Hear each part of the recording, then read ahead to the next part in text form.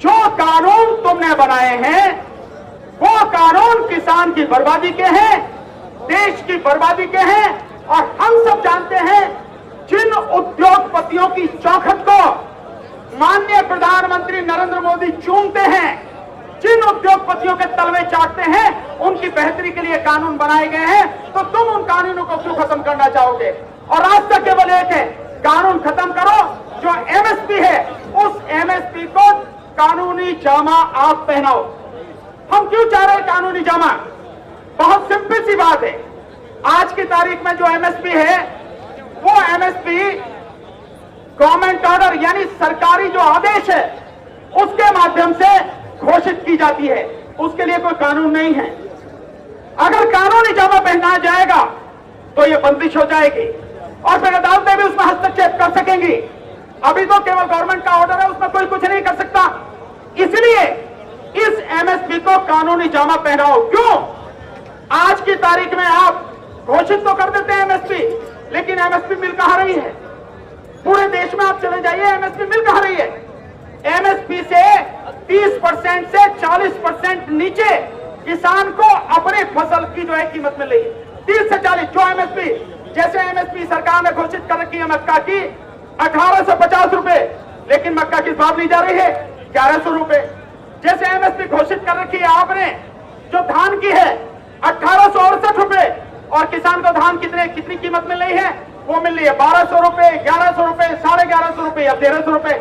इसी तरह से हर फसल पे आप देखें, चाहे वो बाजरे की फसल हो, चाहे रागी की फसल हो, चाहे और कोई फसल हो, तो किसान को ये एमएसपी, इसको कानूनी जामा पहनाओ। जिस तरह से तुम अपने उद्योगपति यारों को बचाने के लिए हर तरह का कानून बनाते हो, इसी तरह से किसानों को बचाने के लिए, किसानों को उनकी फसल का दाम देने के लिए एमएसपी को भी कानूनी दर्जा पहुंचाओ, कानूनी दर्जा इसको दिलवाओ। लेकिन साथियों, मैं आपसे इसके साथ साथ में एक बात और कहना चाहूंगा। मैं आपसे क्षमा चाहता हूं, जरा मुझे 5 मिनट मिले, आपसे लेना चाहूंगा, वो दें जरूरी। आपकी लड़ाई सही मायने में 2 बातों को लेकर है। एक, जो 3 कानून है वो वापस हो जाए, और एक, एमएसपी को कानूनी दर्जा बना दिया जाए, कानून का रूप उसको दिया जाए। लेकिन मैं दावे के साथ कह सकता हूं, मुझे विश्वास है, इसको बुरा नहीं मानना, मैं भी आपका भाई हूं, मैं भी किसान हूं। ये अलग बात है कि आज वकालत करता हूं, लेकिन जब तक एमए की, मैंने भी अपने हाथ से सारे किसान के काम किए हैं। उत्तर प्रदेश में जिला बुलंदशहर में एक गांव है वीरखेड़ा, आज भी 100 बीघा जमीन वही है मेरी, मैं भी सारे काम आज भी वैसे ही करता हूं। तो मैं भी किसान हूं, इसकी चिंता नहीं करना।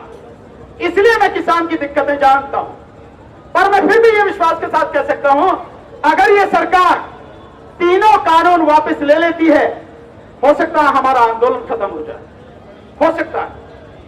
अगर एमएसपी नहीं भी उसको कानूनी दर्जा देती है, हो सकता है उस सब के बावजूद भी हम इस आंदोलन को खत्म कर लें। लेकिन साथियों, ये कानून वापस चले जाए तो भी, एमएसपी को कानूनी दर्जा पहुंचा दिया जाए तब भी, जब तक ये मोदी सरकार रहेगी तब तक आपकी हमारी समस्याओं का समाधान होने वाला नहीं है।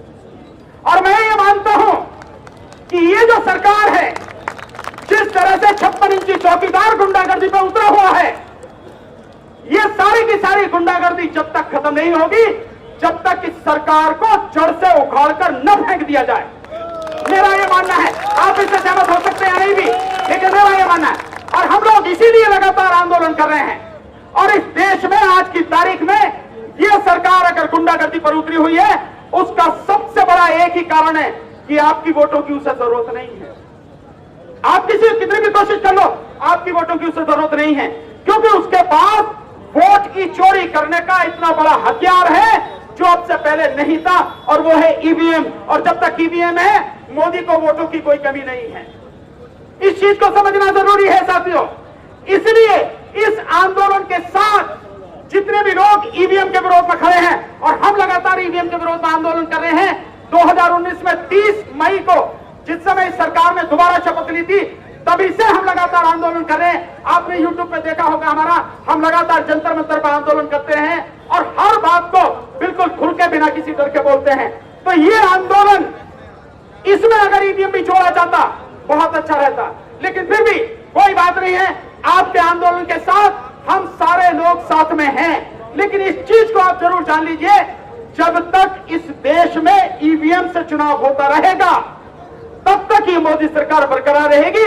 और जब तक ये मोदी सरकार बरकरार रहेगी, किसान तो क्या, मजदूर तो क्या, छात्र तो क्या, महिलाएं तो क्या, इस देश का कोई भी व्यक्ति, चंद मोदी के जो भक्त हैं, अंधभक्त, उनको छोड़ के बाकी कोई और देश, कोई भी और व्यक्ति इस देश में सुख से नहीं रह सकता। इस देश को बर्बाद करने की ध्यान रखिए। केवल एक बात नहीं है, केवल किसानों की ये बात नहीं है। मैं ये जो बात आपसे कह रहा हूं, ये इसलिए कह रहा हूं, ये बहुत सोचने समझने की बात है कि ये सब सरकार क्यों कर रही है, क्योंकि इसे मालूम है उसके पास इलेक्शन जीतने का हथियार है।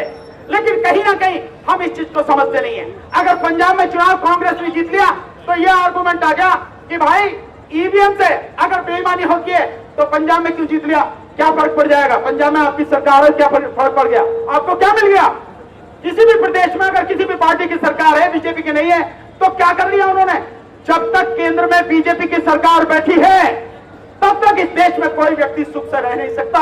इसलिए मेरा कहना यह है, हमारी लड़ाई ये भी होनी चाहिए, ये कानून वापिस हो जाए, उसके बावजूद भी हमारी लड़ाई ये भी होनी चाहिए कि इस सरकार को जड़ से उखाड़ कर फेंकेंगे। जो सरकार बेगुनाह और देशभक्त किसानों पर पाकिस्तान से समर्थन की बात कर रही है, खालिस्तान होने का नारा दे रही है, वो सरकार खुद आतंकवादियों की सरकार है। असली आतंकवादी वही है। अन्यथा तो किसानों के लिए जो बैरिकेड लगा रखे हैं, जो तार कटीले तार लगा रखे हैं, जो सड़क खोद रखी है, ये क्या है भाई, आतंक नहीं है तो क्या है। अगर कहीं कोई जरा सी चीज छूट जाती है, 27 तारीख का वाकया इसी सिंधु बॉर्डर का है, उसमें एफआईआर हुई है और उसमें यह कहा गया कि सरकारी संपत्ति को नुकसान पहुंचाया। तो ये क्या है भाई, ये सड़क जो है, ये सड़क तुमने खोद के डाल रखी है, ये तुम्हारे बाप की है क्या, ये सरकारी संपत्ति नहीं है क्या। अगर हमारे खिलाफ एफआईआर है तो पुलिस वालों के खिलाफ एफआईआर तो नहीं है। ये सारी चीजें हम सबको समझनी पड़ेंगी।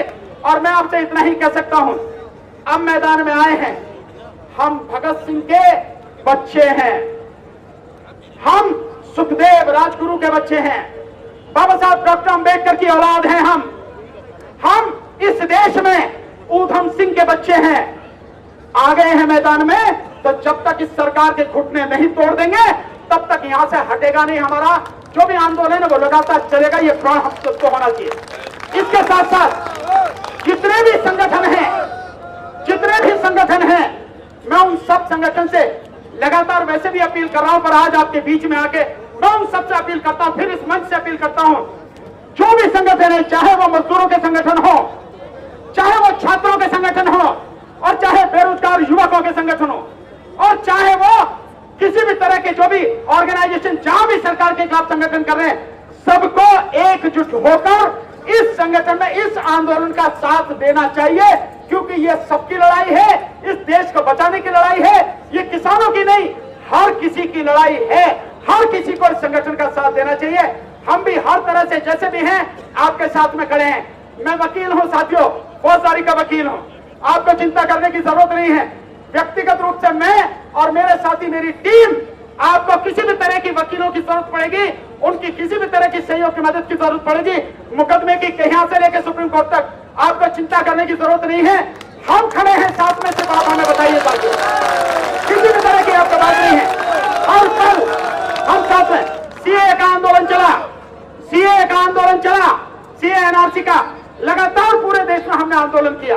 अगर ये कोरोना की महामारी जो आई है, ये सब नहीं होती तो हम इस सरकार को बताते थे 4 महीने और मिल जाते, इसको बताते कि ये घुटनों पर कैसे आती है। पर कोई बात नहीं, अब आंदोलन शुरू हुआ है, इस आंदोलन को इसकी अंतिम परिणति तक पहुंचाएंगे और इस सरकार को घुटनों पर लाएंगे, तभी आंदोलन खत्म होगा। एक बात और साथियों, ये कहा जाता कोरोना, बार बार ये कोरोना की बात कही जाती है। आपके सम्मान के लिए बहुत बहुत शुक्रिया, बहुत बहुत शुक्रिया आपके सम्मान के लिए।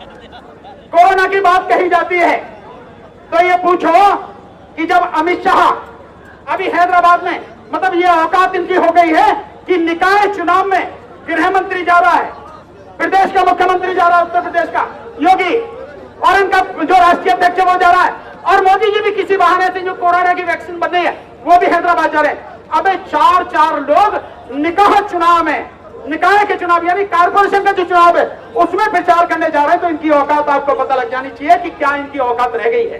दूसरा, वहां तुम रोड शो करते हो तो कोरोना कहां गया, वहां रोड शो करते हो तो कोरोना कहां गया। अभी गुजरात में एक इनका जो मंत्री है, एक मंत्री जो है वो मंत्री ने शादी की, हजारों लोग उसमें नाच रहे हैं, शामिल हुए, कोरोना कहां गया? बिहार के इलेक्शन की जीत के बाद में दिल्ली में केंद्रीय कार्यालय में इन्होंने जश्न मनाया, प्रधानमंत्री मौजूद, गृह मंत्री मौजूद, पार्टी के राष्ट्रीय अध्यक्ष मौजूद, सब कोरोना कहां गया? ये कोरोना का बहाना लेके हर आंदोलन को रोकने की कोशिश है। लेकिन आपको दिल से नमन कि आपने इनकी ईंट से ईंट बजा रखी है और सरकार की बिल्कुल चूल्हे अंदर से हिली हुई है।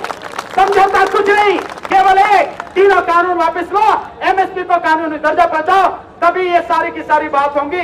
मैं समझता हूं इसके आगे कुछ नहीं है। और एक आखिरी बात आधा मिनट में कह के, हमारे बीच में भी दलाल छोड़े गए होंगे सरकार में, बस सावधान रहना, कोई भी दलाल किसी भी हालत में इस आंदोलन को तोड़ने ना पाए। बिकने वाले भी कई लोग होते हैं, कुछ भी बात हो, जो समाज के साथ में गद्दारी करे, हमारे साथ में गद्दारी करे, बख्शना उसको भी नहीं है। बहुत बहुत शुक्रिया आपने समय दिया। जय भीम, सत श्री अकाल, आदाब, नमस्कार, गुड नाइट। सर मेरा फोन नंबर आप चाहो तो लिख लो सर, 858 79 799 47। एक और है सर, दूसरा और भी लिख लीजिए, 7840 8686 66। मैं आपसे बहुत दूर नहीं हूं, वकालत दिल्ली में करता हूं, गाजियाबाद हिंडन हवाई अड्डे के सामने राजेंद्र नगर सेक्टर 3 में रहता हूं। किसी भी नेट पे चले जाओगे, मेरा सारा पता, आपको सारे नंबर वहां से मिल जाएंगे। जब आप आदेश करेंगे, मैं यहां को वहां से यहां तक आने में जो समय लगेगा वही है, आपके बीच में हर समय खड़ा मिलूंगा और चिंता करने की कोई जरूरत है नहीं। मैं जानता हूं आप सब लड़ने वाले लोग हो और संघर्ष करते आए हो, आज भी संघर्ष कर रहे हो और संघर्ष कर ही अपना हक हासिल करेंगे। बहुत बहुत शुक्रिया।